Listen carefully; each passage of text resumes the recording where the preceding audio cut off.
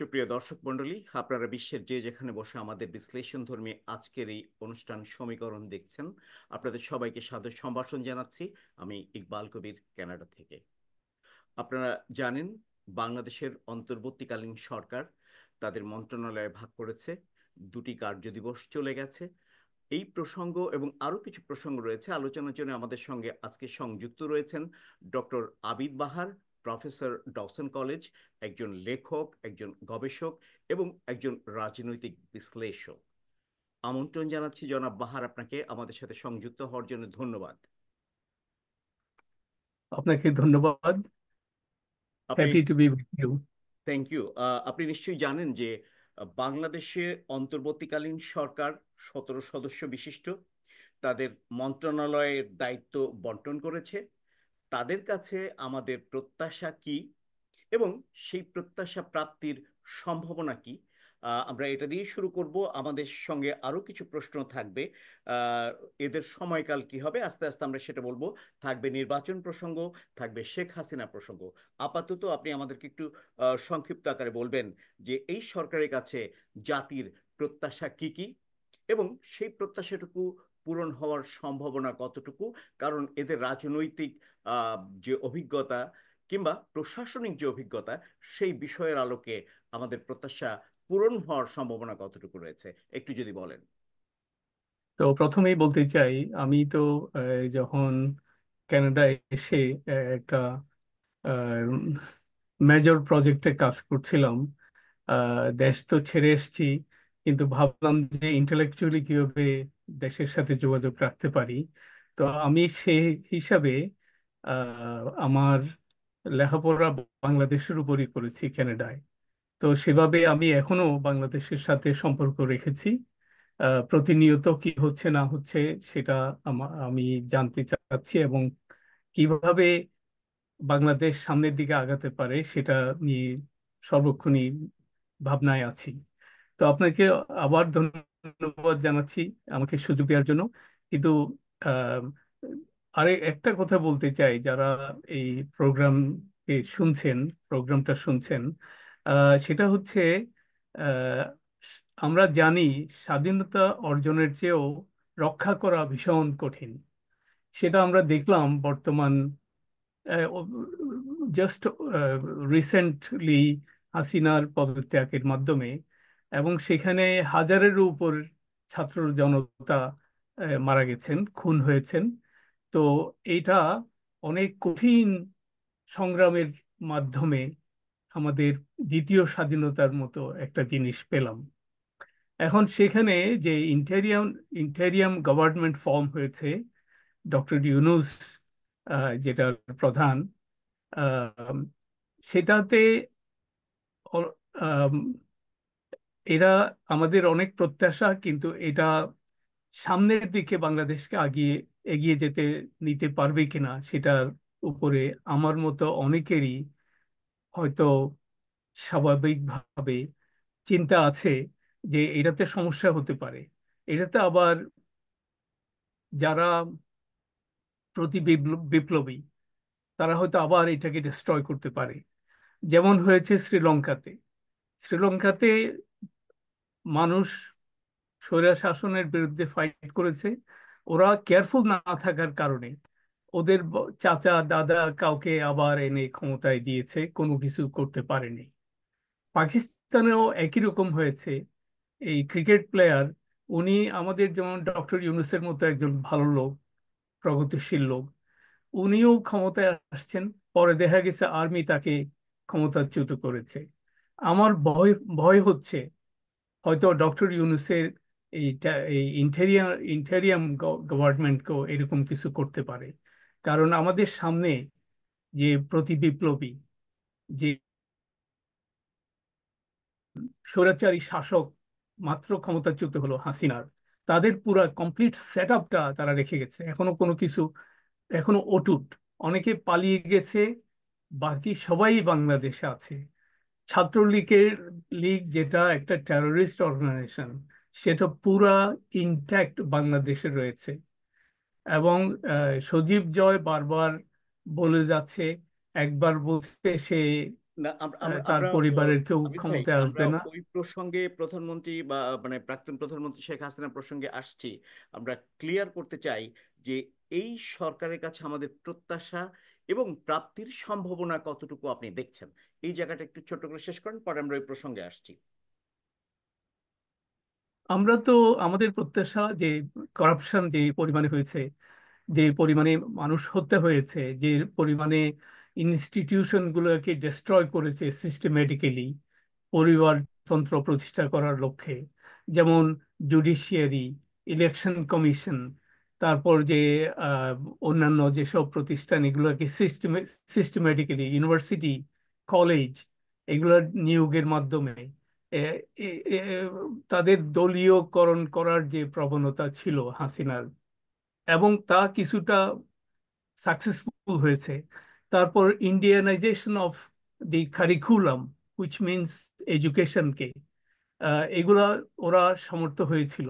এখন এগুলো যদি আমরা কুইকলি যদি রিফর্ম না করি, আর্মিতে, পুলিশে যদি আমরা রিফর্ম না করি, তাহলে আমাদের আম, এই পাকিস্তানের মতো অথবা শ্রীলঙ্কার মতো একটা পরিবেশ সৃষ্টি হতে পারে। সেই কারণ সেটাতে আমাদের নতুন কিছু হবে না, সেটাতে এমন হবে যে আমরা আবার রিগ্রেসিভ মুভমেন্টে চলে গেলাম। আহ এখন আর্মি তো পরিবর্তন আনতে হবে, তারপর পুলিশও আনতে হবে। এগুলা মারাত্মক ব্যাপার স্যাপার। আমি ভুলে যাওয়ার আগে এই কথাটা বলতে চাই, যারা সংগ্রামী স্টুডেন্ট, যারা রাস্তাঘাট পরিষ্কার করছে, ট্রাফিকে কাজ করছে ভলান্টারিলি, এবং যারা এই যে এই সংগ্রামটা করেছে, এইসব ছাত্রদেরকে আমার মনে হয় সিস্টেমেটিক্যালি এদেরকে পুলিশে ঢুকানো উচিত। এরাই দেশকে রক্ষা করবে, এরাই দেশকে অনেস্টি শিখাবে পুলিশের মাধ্যমে। আর আর্মিতে রিক্রুট করা উচিত এদের।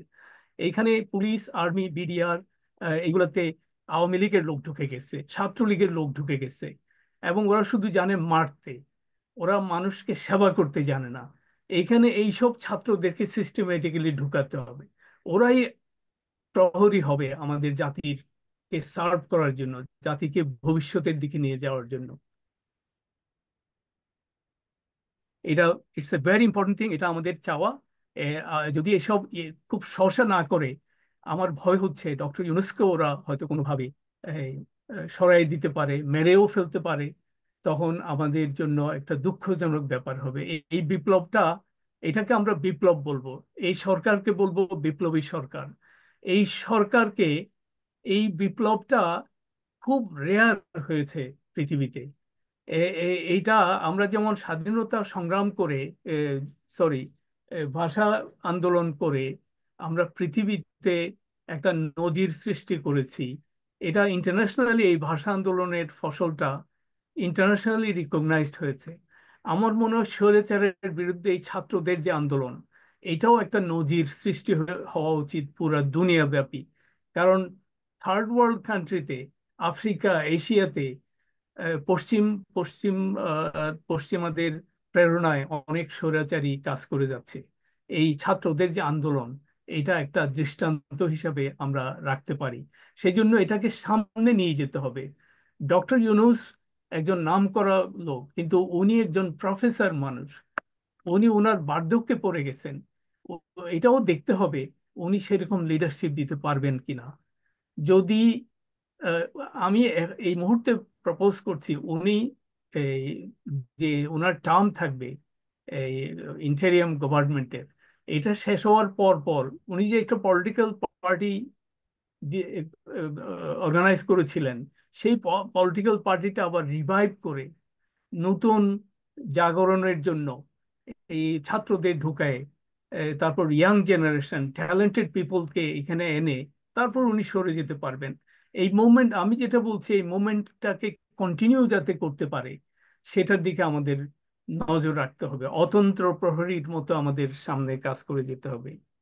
আমি আরেকটা জিনিস আপনার কাছে একটু মানে ক্লিয়ার জানতে চাচ্ছি, সেটা হচ্ছে বাংলাদেশের সংবিধানে অন্তর্বর্তীকালীন সরকারের কোনো রূপরেখা বা কর্মমেয়াদ সময়সীমা নির্ধারণ করা নেই যে কতদিন তারা এই আসনে থাকতে পারবে বা থাকা উচিত। সো এরকম একটি আনসার্টেন সিচুয়েশনে আপনি কি মনে করেন যে এই অন্তর্বর্তীকালীন সরকারের সামনে যে কাজগুলি তারা বলছে, সংস্কার, একটি দেশের রন্ধ্রে রন্ধ্রে সমস্যা রয়েছে, এই সমস্যা অনেক গভীরে চলে গেছে শেকড়, সেই জায়গা থেকে এই সমস্যাকে নির্মূল করতে হলে কি পরিমাণ সময় আসলে প্রয়োজন, এবং সেই সময় পর্যন্ত একটি অন্তর্বর্তীকালীন সরকারের পক্ষে থাকা সম্ভব কিনা, কিংবা উচিত কিনা, কিংবা পারবেন কিনা, এবং আপনি কি মনে করেন যে এই এই এই সরকারের আসলে মেয়াদ কতটুকু হলে জনগণ ক্ষুব্ধ হবে না? আসলে তো এটা একটা অস্বাভাবিক রকমের পরিস্থিতি, যেখানে একটা গভর্নমেন্ট এসছে এবং এই গভর্নমেন্টটা স্বাভাবিক গভর্নমেন্ট না, এটা কেয়ারটেকার গভর্নমেন্টও না, এটা হচ্ছে বিপ্লবী সরকার। কনস্টিটিউশন হচ্ছে ফর দি পিপল, পিপলের জন্য। সেই জন্য এই বিপ্লবী সরকারকে কনস্টিটিউশনের চেঞ্জটা আনতে হবে। যদি আপনি বলেন কনস্টিটিউশনটা এই যারা শাসন করবে তাদের জন্য, তাহলে আপনি কনস্টিটিউশন রিফর্ম করতে পারবেন না। যেহেতু এটা বিপ্লবী সরকার, কনস্টিটিউশনকে এই নতুন ধারাতে ফেলতে হবে। এবং সেই জন্য আমি মনে করতেছি 1 বছর এই সরকার, মিনিমাম 1 বছর এই সরকার ক্ষমতায় থাকা উচিত। 1 বছরের আগে এত কিছু কঠিন জিনিস সংস্কার করা, এটা আমার মনে হয় না সম্ভব। কিন্তু আমরা আমরা ইতিমধ্যেই দেখতে পেয়েছি যে কিছু কিছু গুঞ্জন রয়েছে। এই গুঞ্জনটা যেরকম একদিকে এই সরকারকে বিপদে ফেলার জন্য কিছু চক্রান্ত চলছে, এবং ইতিমধ্যে একটি চক্রান্তের কারণে প্রধান বিচারপতি সহ মোট 6 জন বিচারপতিকে অব্যাহতি দেওয়া হয়েছে। পাশাপাশি উম, রাজনৈতিক দলগুলি কিছু গুঞ্জন শুরু করেছে যে তারা 3 মাসের মধ্যে নির্বাচন চায়। এরকম একটি সংঘাতময় পরিস্থিতিতে আসলে কি হতে যাচ্ছে?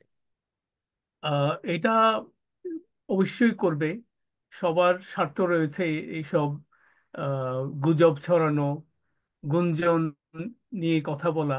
কিন্তু আহ, এখন কথা হচ্ছে, আপনি যদি সিঙ্গাপুরের প্রাইম মিনিস্টার ছিলেন, উনি একজন, he was working for the people, for the common good. So common good যদি করতে চান, আপনাকে দৃঢ়ভাবে সামনে আগাতে হবে।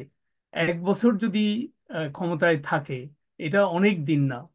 এবং কারো কথা না শুনে মানুষকে বুঝাতে হবে উই নিড অ্যাটলিস্ট 1 ইয়ার। এবং এটা এটা ফর দি কমন গুড। এই রন্ধ্রে রন্ধ্রে যে আপনার ইয়ে ঢুকে গেছে, এই হঠকারিতা, করাপশন, এগুলো Corruption। ঢুকে, হ্যাঁ এগুলো ঢুকে গেছে। এগুলোকে, আবর্জনাগুলোকে পরিষ্কার করা অত ইজি হবে না। যেমন এই যে ছাত্ররা যে আবর্জনা পরিষ্কার করছে রাস্তায়, এই আবর্জনা কিন্তু আমাদের সিস্টেমে ঢুকে গেছে। এখানে আপনার ছাত্রলীগের, আওয়ামী লীগের নামে যেসব লোকরা চাকরি পেয়েছে, many of them are not qualified to get those jobs. আমি জানি পুলিশে, র্যাবে, আপনি যদি ছাত্রলীগ না হন আপনাকে কোনোভাবেই চাকরি দেয়া হতো না। এবং এই চাকরি চাকরি পেতে হলে যে বড় আকারের ঘুষ দিতে হয়, এগুলো সব রিমুভ করতে হবে। আমি আজকে শুনলাম আপনার ইয়ে নাকি জিনিস, দ্রব্যমূল্যের নাকি দাম অনেক কমেছে। অনেক কমেছে। তারপর অনেক কমেছে কেন? এই যে মিডল ম্যান যারা ট্যাক্স আদায় করতো, মোস্টলি ছাত্রলীগ, আওয়ামী লীগ, যুবলীগ, এগুলোকে ছাত্ররা যেমন রাস্তার নোংরা জিনিস পরিষ্কার করছে, এই সিস্টেমের মধ্যে ডক্টর ইউনূসকে এগুলো পরিষ্কার করতে হবে। এই যে আপনার মাদ্রাসা বোর্ডের ডিরেক্টর হচ্ছে একজন নন মুসলিম। বাংলাদেশে কি কোনো মুসলমান নাই যে মাদ্রাসা কমিটির আপনার ডিরেক্টর হতে পারে? এটা কিভাবে সম্ভব? This was done to undermine Islam. This was done to create contradiction with the Muslim people, যে আমাদের শত্রু যাতে ভিতরে চলে আসে। আমরা এখন ফাইট করব মুসলমান মুসলমানে, বুঝছেন, ইন্ডিয়ার সাথে যাতে আমরা ফ্রেন্ডশিপ করি। আপনার মনে আছে ওই ভদ্রলোক যে ইন্ডিয়াকে বলেছে স্বামী আর বাংলাদেশকে বলেছে স্ত্রী? হ্যাঁ, উনি উনি ছিলেন তৎকালীনই বাংলাদেশ সরকারের পররাষ্ট্রমন্ত্রী জনাব আব্দুল মোমেন সাহেব। আব্দুল মোমেন সাহেব। এখন এই ভদ্রলোক এই কথা বলেছে মুখে, হয়তো উনি কেয়ারফুল ছিলেন না, বাট এটাই পলিসি ছিল হাসিনা গভর্নমেন্টের। তারপরে আপনার এই দীপু মনি, এদেরকে তো ডিটেইন করা উচিত, এদেরকে খুঁজে বের করা উচিত, to know what is the real motive of this policies. এগুলো যদি আপনি ডিল না করেন, এই যে দেখেন এইসব লোকরা, এই এই যে আপনার আহ, এই যে কাদের, হাসান মাহমুদ, তারপরে এই যে ছিল মহিউদ্দিন আলমগীর, যিনি আগের ক্যাবিনেটে ছিলেন, উনি যে হাজার হাজার কোটি কোটি টাকা আহ, বিদেশে নিয়ে এসছেন, এবং সেটা বাধা দিয়েছিল S K Sinha, chief justice তখনকার। সেটা দেওয়ার কারণে হাসিনা তাকে বলছে যে দেখো এদের কন্ট্রিবিউশন আছে, আমরা ক্ষমতায় আসাতে ওদেরকে হেল্প করতে হবে। এটা ছিল সে, মহিউদ্দিন কিন্তু টাকা ইলিগেলি বিদেশে পাঠাচ্ছিল with the consent of Sheikh Hasina. S K Sinha এটা বলেছে। তো শামীম ওসমান, এইসব ক্রিমিনাল, নানক, দরবেশ, দরবেশের কোটি কোটি টাকা, সেই দরবেশকে আটকাতে হবে। এবং যারা অন্যায়ভাবে টাকা করেছে তাদের সম্পত্তি বের করে নিয়েই, এটা খুব ইম্পর্টেন্ট, এই সম্পত্তিগুলা যারা শহীদ হয়েছে এই আন্দোলনে তাদের ফ্যামিলিকে ডিস্ট্রিবিউট করে দেওয়া উচিত। দুইটা জিনিস, এই স্টুডেন্টদেরকে এই আর্মিতে এবং পুলিশে ঢোকানো উচিত, আর ওদের ফ্যামিলিকে ডিরেক্টলি যারা অন্যায়ভাবে টাকা অর্জন করেছে তাদের সম্পত্তি বন্টন করে দেওয়া উচিত। তারা তাদের ছেলে মেয়েদেরকে হারিয়েছে। আপনার এই যে মেয়েরাও বিরাট রোল প্লে করেছে, আমি দেখলাম। এরা কি সাহসিকতার সাথে আর্মির সাথে ডিল করেছে, বেশ কয়েকজন মেয়েও তো মারা গেছেন। হ্যাঁ, অনেকে আহ, মারা গেছে, অনেকে এই মারা গেছে। তত্ত্বাবধায়ক সরকারে এই ছাত্রদের থেকে তো একটা মেয়ে নেওয়া উচিত ছিল। এরা বাঘিনীর মতো ফাইট করেছে, জানেন। I was very proud of that. এরা বাংলার মেয়ে। এরাই তো তো বাংলার আগামী দিনের ভবিষ্যৎ। আচ্ছা, আমি আরেকটি ভবিষ্যৎ। জায়গায় যেতে চাচ্ছি, জনাব ডক্টর আবিদ বাহার। সেটা হচ্ছে বাংলাদেশের বর্তমান ঋণ হচ্ছে 99.3 বিলিয়ন ডলার। হুম হুম আর গত 16 বছরে পাচার হয়েছে 94 বিলিয়ন মার্কিন ডলার। 99.3 বর্তমান ঋণ, পাচার হয়েছে 94 মার্কিন ডলার, মানে 4 বিলিয়ন মার্কিন ডলার। হুম এখন হুম। এই যে যে পাচারকৃত টাকা বিশ্বের বিভিন্ন দেশে চলে গেছে, এই টাকা কি আদৌ ফিরিয়ে আনা সম্ভব? আমার মনে হয় যদি পশ্চিমা দেশগুলো ডক্টর ইউনূসের সাথে খুব কানেক্টেড, খুব ওয়েল কানেক্টেড, উনি যদি রিকোয়েস্ট করেন তাহলে কিছুটা টাকা হলো আনা সম্ভব হবে। এটা দেশে এই ফিগারটার সাথে আমি পরিচিত, ভেরি আনফরচুনেট। এবং আসলে আরো জানেন এই এই যে ওয়ার্ল্ড ব্যাংক থেকে, আইএমএফ থেকে, তারপরে চায়না থেকে, জাপান থেকে, ইন্ডিয়া থেকে অনেক উঁচু দরের ইন্টারেস্ট নিয়ে যে টাকা দিয়েছে সেটাই নিয়েছে। কারণ সে, হাসিনা টাকাটা পাওয়ার পরে, স্যাংশন হওয়ার পরে, তার একটা ওই টাকা থেকে একটা কমিশন অটোমেটিক্যালি কন্ট্রাক্টররা তাকে দিয়ে দিয়েছে। ওই টাকাটা চলে গেছে সজীব ওয়াজেদের কাছে। এটা তো, this was A business actually. It was not doing politics, it was two make মানি। এবং এই এইটাকে বলে প্যাট্রন ক্লায়েন্ট রিলেশনশিপ। এটা শেখ মুজিবের সময় উনি ইন্ট্রোডিউস করেছিলেন। I will give you opportunities, I will do a favour to you, and in response you support me. এটাকে বলে প্যাট্রন ক্লায়েন্ট রিলেশনশিপ। এটা শেখ মুজিব ইন্ট্রোডিউস করেছিল, যেটার বাংলা নাম ছিল ভাই কালচার। মানে আপনি আমার ভাই, আমি আপনার ভাই, আমরা একজনকে একজন হেল্প করব। You support me as a leader and I will support you to make you rich. এবং ওইটা ছোট করেছিল তখন হাসিনা, এটা ব্যাপক আকারে it became her policy in administration. এরা কি ওকে সাপোর্ট করেছে?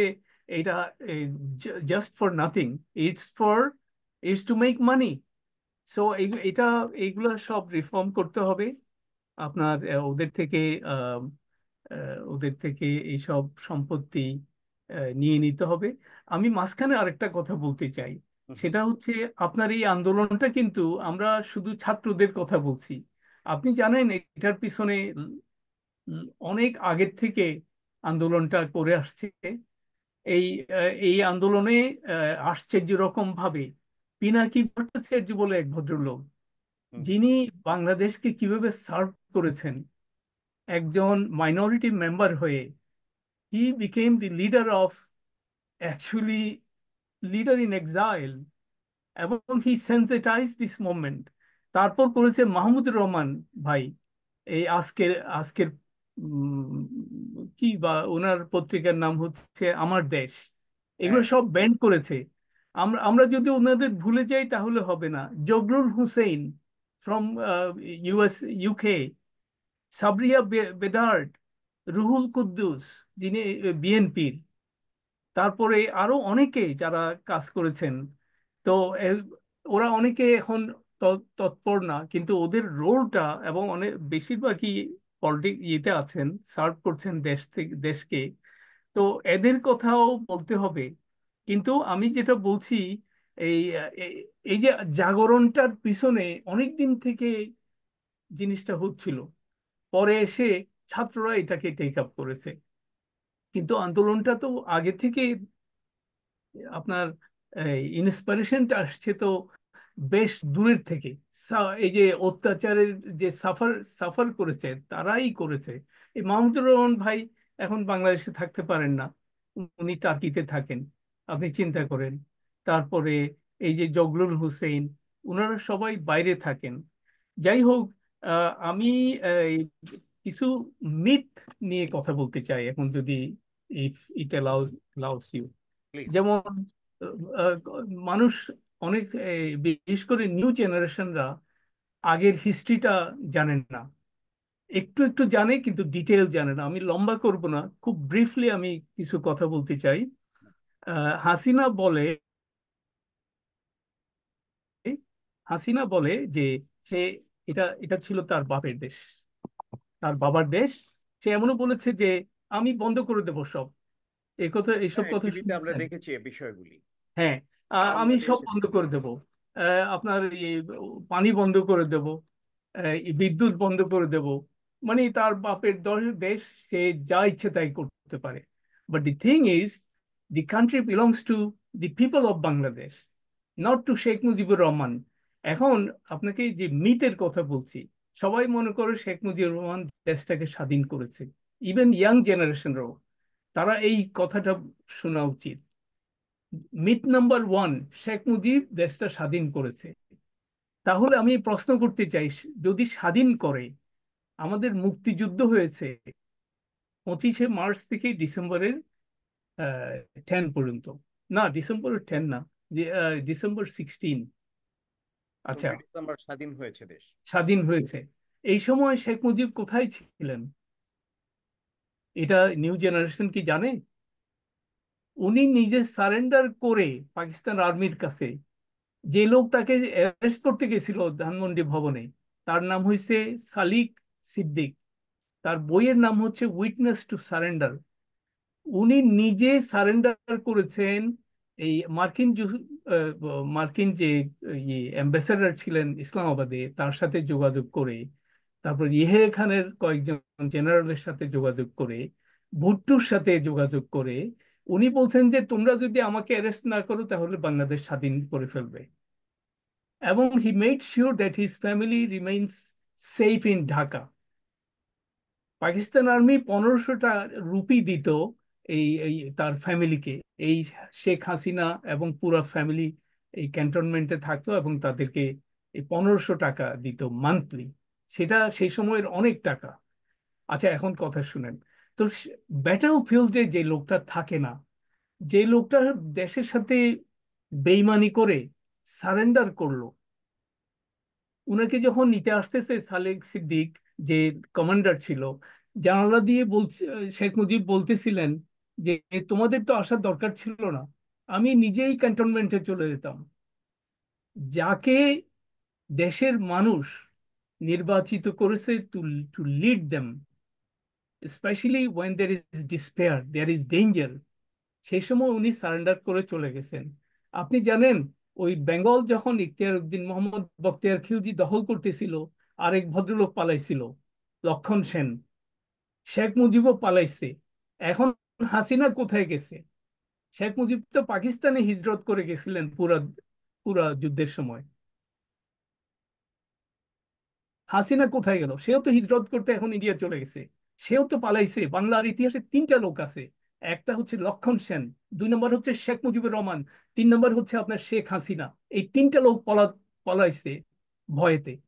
এদেরকে আপনি জাতির পিতা বলতেছেন, শেখ মুজিবকে কে জাতির মাতা অথবা জননেত্রী বলতেছেন। এরা তো নেতৃত্বে ফেল করে গেছে। আমি এটা কেন বলতেছি? আমি কানাডাতে এথিক্স অফ লিডারশিপের উপর পড়ে, they don't have the ethics. Pakistan army এসে মেরে ফেললে কি হতো? কি হতো? নেতাদের তো এরকম স্যাক্রিফাইস করতে হয়। পালালেন কেন? তা এই যে আপনার এই তাজউদ্দিন তো বাসায় যখন ইউডিআই সাইন করতে বলছে, উনি বলছে, শেখ মুজিবুর রহমান বলছেন যে আপনি কি চান, তুমি কি চাও আমাকে হ্যাং করুক পাকিস্তান আর্মি? হ্যাঁ, সবই তো ব্যবস্থা ছিল। উনি সারেন্ডার কেন করলেন? তো এখন মিথটা শেষ করে দিচ্ছি। তো শেখ মুজিব দেশটা স্বাধীন করেছে। 7ই মার্চের বক্তৃতাতে ছিল এবারের সংগ্রাম স্বাধীনতার সংগ্রাম। আচ্ছা, এইটা কি? এটা হচ্ছে ধমক দিছে পাকিস্তানকে। এটা তো ডিক্লারেশন অফ ইন্ডিপেন্ডেন্স না। ডিক্লারেশন অফ ইন্ডিপেন্ডেন্স হচ্ছে I Sheikh Mujibur Rahman on behalf of the people of Bangladesh declare the independence. এইটা এইটা একটা ল্যাঙ্গুয়েজ আছে। ওই ল্যাঙ্গুয়েজটাই লিখে নিয়ে গেছিল তাজউদ্দিন 25শে মার্চের রাতে। ওইটাই শেখ মুজিব সাইন করে নেই। তাহলে শেখ মুজিব কিভাবে দেশটা স্বাধীন করে দিল? এটা হচ্ছে আপনার নাম্বার আপনার ওয়ান। আপনার এই এই এই এই কথার পরিপ্রেক্ষিতে এই এভিডেন্সের কোনো রেফারেন্স আছে আপনার কাছে? আমার ডিটেইলড রেফারেন্স আছে। আমার রিসেন্টলি একটা বই পাবলিশ হয়েছে, this is available in Amazon. ওইখানে forbidden truth, it's forbidden to say this truth. কারণ there was a law by Hasina that if somebody criticizes Sheikh Mujibur Rahman or Bangladesh liberation, he will be he will be criminally charged 8 years of jail or a big sum of money. আমি তো already, যদি এই সরকার পতন না হতো, আমি দেশে যাওয়া তো বন্ধ করেছি for for about let's say close two 15 years নাও। এইসবের কারণ আমি, বইটা পাবলিশ হয়েছে রিসেন্টলি, কিন্তু আমি লিখতেছিলাম আর্টিকেল গুলা। তো এগুলো ডিটেল আছে। আপনি আহ, এই তাজউদ্দিন আহমদের মেয়ের বইটাও পড়বেন, এই যে শারমিন আহমদ। ওইখানেও অনেক তথ্য পেয়ে যাবেন যে শেখ মুজিব যুদ্ধ ঘোষণা করে নাই, সে আস্তে করে পালায়ে চলে গেছে। এবং ডিটেইল পাবেন এখানে। আরো তথ্য আছে, ওই যে মেরিন আহ, আহ, ইয়ের একে খন্দকারের বইতে পাবেন এইসব। Sheikh Mujib played no role at all. Sheikh Mujib Pakistan থেকে ফিরে আসার পর তাকে নিন্দা করা দরকার ছিল। এখন সেকেন্ড এই মিথে যাচ্ছি। সেকেন্ড মিথটা হচ্ছে, একটু একটু সেকেন্ড মিথটা সংক্ষেপে করবেন, কারণ আমার আরো একটা প্রশ্ন আছে, আমার সময়ও প্রায় শেষ, আমাদের শেষ করতে হবে। একটু সংক্ষিপ্ত। আচ্ছা, আমি সেকেন্ড মিথটা হচ্ছে বলছে, অনেকে মনে করেন যে শেখ হাসিনা দেশের জন্য অনেক কিছু করেছে। এখন দেশের জন্য নতুন যে ইনফরমেশন আসছে, দেখা যাচ্ছে সে যা করেছে তার নিজের জন্য। He opened a business for Awami League, এবং Awami League people made millions. আপনি জানেন কানাডাতে বেগম পাড়া আছে, এখানে কারা এসে আশ্রয় নিছে? এইসব লোক তো এখানে বউ বাচ্চাকে রেখে তাদের ব্যবসা বাংলাদেশে গিয়ে করছে। কি ব্যবসা? সেটা হচ্ছে টাকা বানানোর ব্যবসা। এইটা, দিস ইজ এ মিথ যে হাসিনা অনেক কিছু করছে। Which is not true. সে ব্যবসা করে গেছে তার নিজের পয়সার জন্য, নিজে পয়সা বানানোর জন্য। এই কথাটা হাসিনা আর যাই করুক দেশের জন্য অনেক কাজ করেছে, which is not true. She was in business. এখন আপনি যে স্ট্যাটিস্টিক্স দিলেন, এই যে 99 বিলিয়ন মার্কিন ডলার নিয়ে, এইসব 99.3 বিলিয়ন মার্কিন ডলার সে বর্তমান ঋণ, সেখানে বেশিরভাগ সে পাচার করেছে। আচ্ছা, এখন আমার কথা হচ্ছে, দুইটা মিথ গেল, এক্সকিউজ মি। এখন তি- আহ, আরেকটা কথা হচ্ছে, এখন আমি মেইন ইস্যুতে চলে আসছি। এই ছাত্রলীগকে আপনার আইডেন্টিফাই করে যারা যারা ক্রাইমের সাথে জড়িত ছিল তাদেরকে ইমিডিয়েটলি অ্যারেস্ট করা উচিত এবং তাদেরকে ডিটেনশনে রাখা উচিত। এটা ভেরি ইম্পর্টেন্ট। কারণ এরা, আপনি দেখেছেন অতীতে, এরাই হচ্ছে মেশিন, আওয়ামী লীগ মেশিন, এবং যুবলীগ মেম্বাররাও, এরা these are criminal people not. এবং ইউনিভার্সিটি হোস্টেল এইখান থেকে ওদেরকে ওদেরকে ওদেরকে তাড়া করতে হবে। দে পলিউটেড দি এডুকেশনাল ইনস্টিটিউশনস। এবং এই ছাত্রলীগগুলা আবার রন্ধ্রে রন্ধ্রে ঢুকে গেছে অ্যাডমিনিস্ট্রেশনে। আপনার ইউনিভার্সিটিতে যারা শিক্ষক তাদের মধ্যে অনেকেই ছাত্রলীগ অ্যাপয়েন্টমেন্ট পেয়েছে।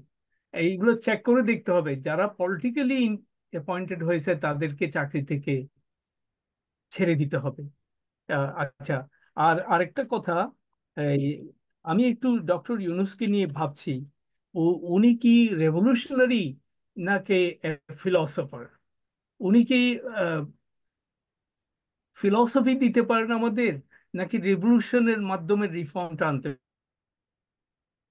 ইট ইজ এ ভেরি পারেন? গুড কোশ্চেন, যদি ভেরি গুড উনি, কোশ্চেন। আপনার হ্যাঁ, এই ব্যাপারে কোনো ওপিনিয়ন থাকলে আপনি বলতে পারেন। আমি মনে করি এই ইভেন এই ইন্টেরিয়াম গভর্নমেন্টে অনেক আওয়ামী লীগের লোক আছে, এটা পাওয়া গেছে। তো এদেরকে স্লোলি চেঞ্জ করতে হবে, আপনার গোড়া স্ট্রং করতে হবে, এবং এখনই করতে হবে। এই বিড়াল মারতে হয় প্রথম রাতে, আপনি এই কথাটা শুনেছেন। এর পরে যদি যায় তখন এইসব করতে গেলে প্রবলেম হয়ে যাবে। সেই জন্য ছাত্রলীগকে উৎখাত করতে হবে। If you love the country, you have to get rid of student Chhatra League members. এরা বড় বড় ভয়ঙ্কর লোক, হিংস্র লোক।